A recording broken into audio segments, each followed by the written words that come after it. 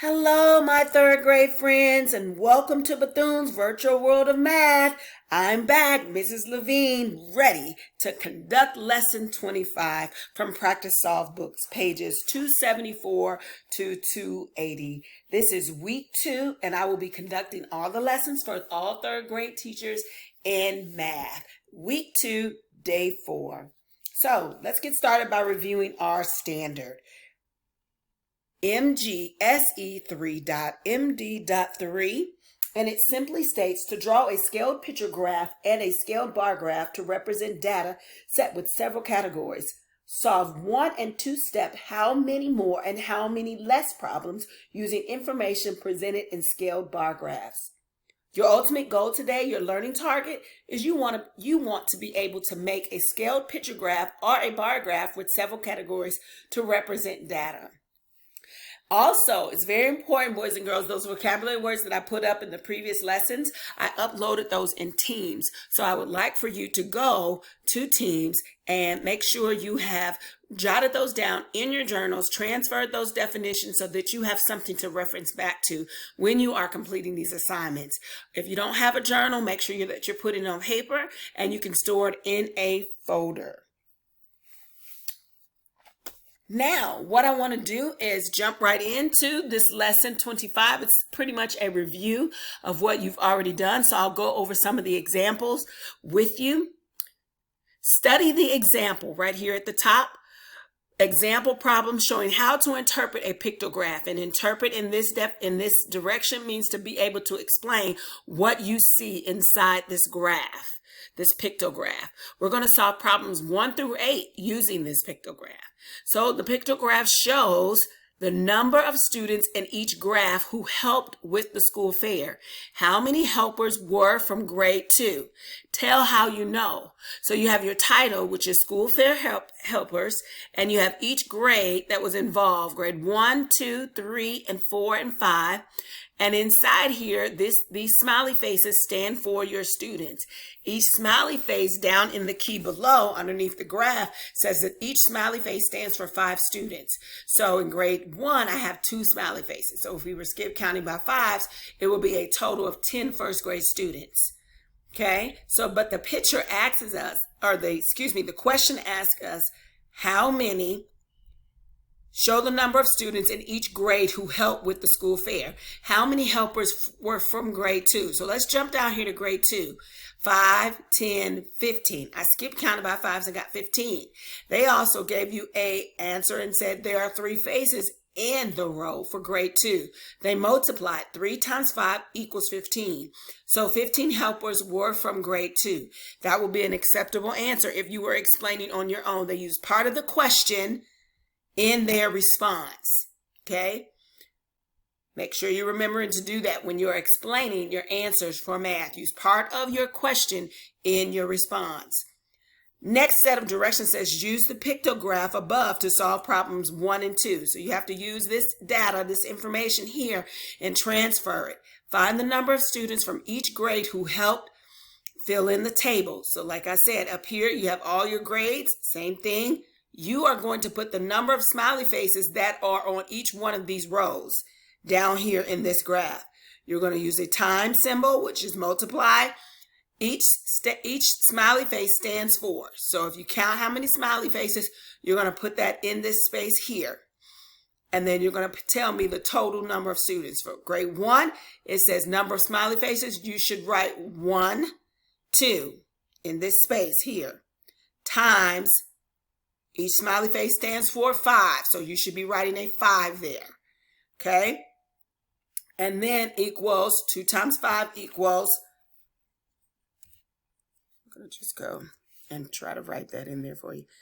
Can't do it, but 2 times 5 equals 10. So it should look something like that over here on your graph that you're plugging in. Number 2, and you're going to fill in all the grade spaces below there. Okay, this is something you're going to do independently.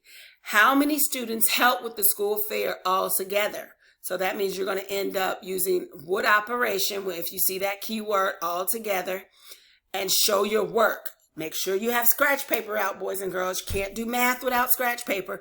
Get those papers folded like Mrs. Levine always have you, folded in your eights. And you should have 8 on the front and 8 on the back. You should have 16 spaces. Okay, use your paper wisely.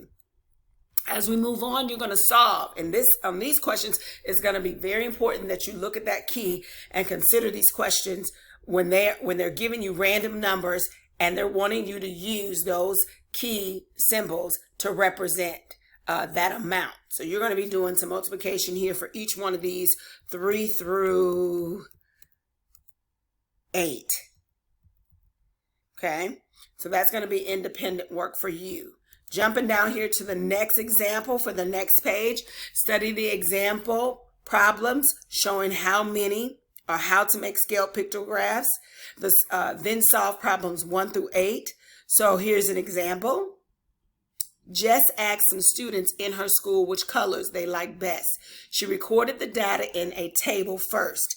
How can she make a pictograph to show the data? So if she recorded all the colors and then she recorded how many colors each color were liked best by students. And then she came up with her answers here. Well, she actually she used the symbol of a smiley face and she used each symbol to represent 5 students. Down here below, taking this information, Jess did not write a title for her graph. What is a good title? This is where you're going to come up with that. You can reference back to the graphs above just to give you a little help. Okay, so you're going to read each one of these questions in reference to this graph above here and be able to apply your answers by looking and interpreting the data in those pictographs. Should be pretty easy. Now, use the table and the pictograph to solve 4 and 8. So you're transferring some more information over from the pictograph to complete the pictograph. 4, 5, 6, 7, and 8. I'll give you a few minutes for you to go ahead and do those pages, and I'll be back to check on you and make sure that you're understanding and completing these. Back, and hopefully those pages about the pictograph were pretty easy, so we'll be able to look back and go over your work and get those graded and have some successful A's and B's up there. Now, the next one says, study the example problem showing how to make a scaled bar graph. This one here is talking about bar graphs. Then solve problems 1 through 7. For example, Zara painted faces at the fair, and she kept track of the designs people chose. She recorded the data in the table. Data is the information that she collected from those people. How can Zara make a bar graph? So she talked about hearts, monsters, lions, ghosts, flowers, and she recorded all these numbers over here. Well, Zara used a scale of 10. Looks like she skipped counting. She can skip count by 10. Count by tens, 10, 20, 30, 40, 50, 60, 70, 80. You use all the numbers in the table when you count by tens. She gave herself a title, type of designs, face paint designs, and then these are the type of the designs that she used. And her scale down below are in increments of tens, and these are the number of designs. So after studying that, you're going to be able to answer these questions. What is a good title? Got to come up with a title again. Write it above the graph. Could you use a scale of 2 or 5 to make the graph? Explain. We know that she used 10, but now it wants to know, can you use a scale of 2 or 5? Why do you think Zara chose 10 as the scale instead of 2 or 5?